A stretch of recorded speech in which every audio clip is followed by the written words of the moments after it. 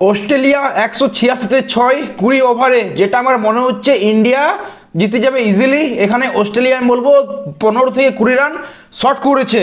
দেখো অস্ট্রেলিয়া টিমে না হ্যাজেলউড আছে না কেউ আছে ভাই, ওই বাটলেট, তোমার ন্যাথানিয়েল আইস, সিয়ান ওবট, স্টোরিস, এদের দ্বারা আমার মনে হয় না ইন্ডিয়ার ব্যাটিংকে আটকানো যাবে। এই রানটা ইজি ভারত চেজ করছে।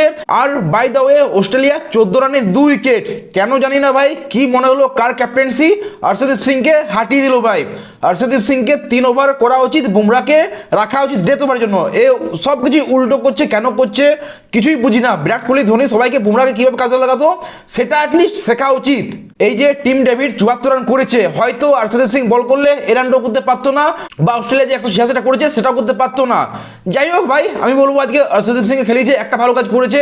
সুন্দরকে কেন খেলিয়েছে জানি না ভাই, হয়তো অ্যাজ এ ব্যাটসম্যান ওকে হয়তো রিঙ্কু সিং এরও ওপরে রাখে ভাই, যে as a batting Rinku Singh ভাই কিছু জানে না। ও ওয়াশিংটন সুন্দর রিঙ্কু সিং এর থেকেও ভালো ব্যাটিং করে, যেটা গম্ভীরের মনে হয়, আমার যেটা মনে হয় যে গম্ভীর এটা ভাবে।